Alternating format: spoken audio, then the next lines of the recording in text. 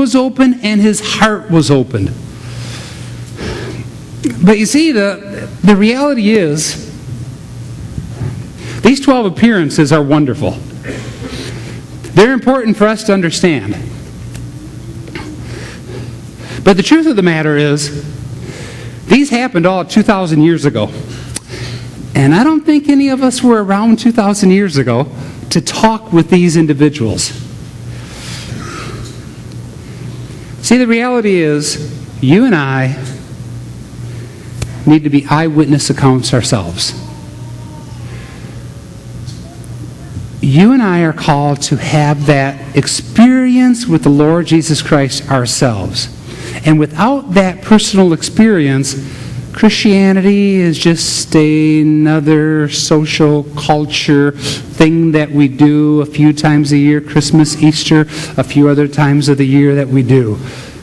But when you have had an eyewitness experience,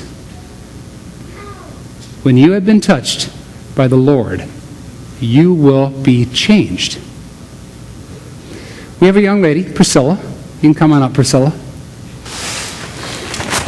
Excuse me, guys. I think Priscilla and your husband Eric, we've known, I think, about 10 years. 9-10 years I've known you. Yeah, quite a while now, yes. Okay. Come on up. Right. It's good to have you up here. Thank you very much. Thank Thanks you. again. All right. Priscilla has a story. Yes. Her life has been quite a story of being touched by the Lord. Absolutely. Eyewitness experiences. And I wanted you to, she and I have talked some over the years. We talked more recently, and she volunteered to give her journey story with all of us this morning. So I just want to start off with Priscilla. Like your childhood. What was your childhood like? What did you go through? Did your mom and dad take you to church? Was it sort of a totally opposite? Is that me? Actually, my childhood was one of the rougher childhoods. I wasn't able or allowed to go to church at all. That was something that I was able to do pretty much when I turned 18, 17 years old.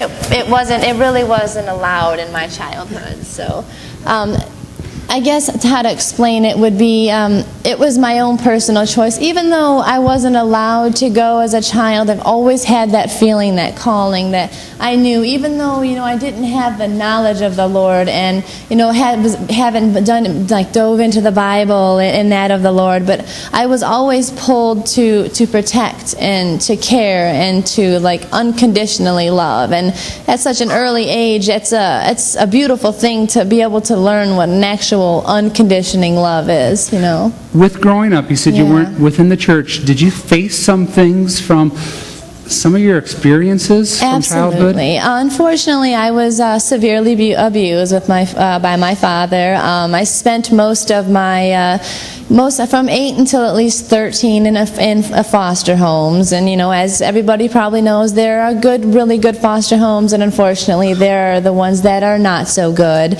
So I wasn't quite so lucky to get into the really good ones, but in doing so, with the whole process, it was a matter of, I have 2 younger siblings, and I would stand up. It was just that calling that the Lord put in me to protect them and to love them no matter what. And in doing so, I was taken away, and I did have to. I stayed in the foster home until I was 13.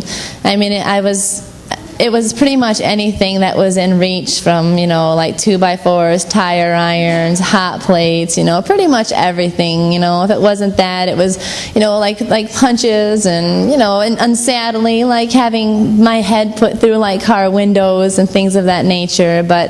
And it was all because I had that calling, that I knew that I was put there to protect my brother and my sister, and to make sure that nothing happened to them. So even though Dad was doing these things to you, these horrific things to you, yes, you weren't going to church, but there was something inside your heart. Oh yes, calling you to just in something, that it was something that I didn't even really knew where it was coming from. But in it, it was instilled to me that I was supposed to protect and to love, unconditionally, never ending, never judging, and that was something that was beautiful, because from the beginning, I've always had that. And in the foster home, it was not a good foster home. There was, like a sexual abuse from, the father there. So, that was another difficult thing to overcome. But,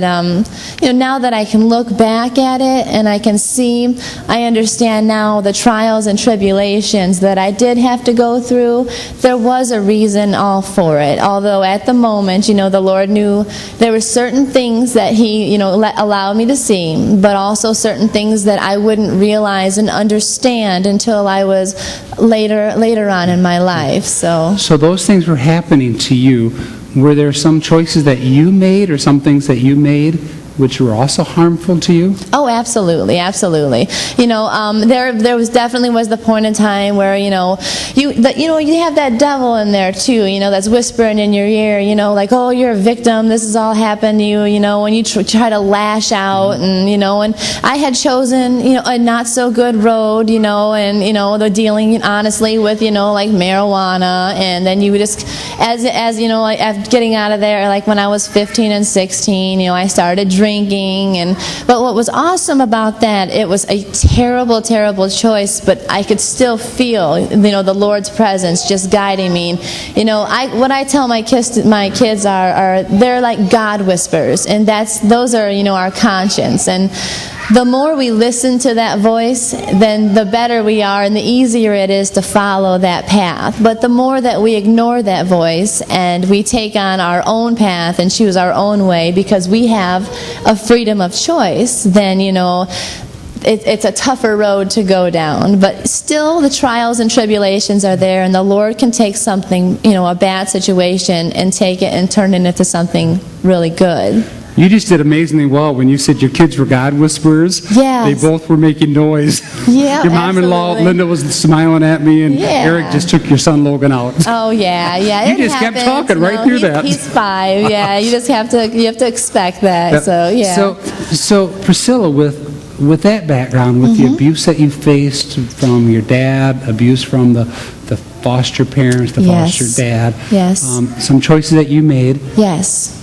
What changed your life? What brought you to be an eyewitness account of the resurrection? Well, facing all those situations, and I was truly blessed because the wisdom that the Lord gave me was, there's a lot of people who had been in those situations and have said, well, I was raised like this is all that I know, so this is how I'm going to behave. But in me, He instilled something completely different.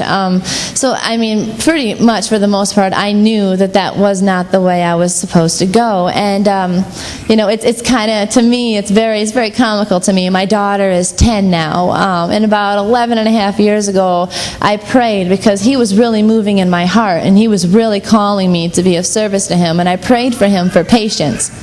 And, I thank the Lord because He said that I will not give you patience, but I will teach you patience every day of your life. And my daughter is 10 now, so not only did He give me the tool, but He showed me how to use it every day in my life. And because of that, I have 3 beautiful children, and I'm able to use that amazing tool now for them. So when was the time that you really actually became the eyewitness of the Lord? I was actually I was a young mother, so at 18 I found myself pregnant with Caitlin, and at that point in time, I knew that there was no way that I was going to let her live that kind of life. And there were, that's when I was completely convicted and signed for everything that I have done wrong, just from the little to the big.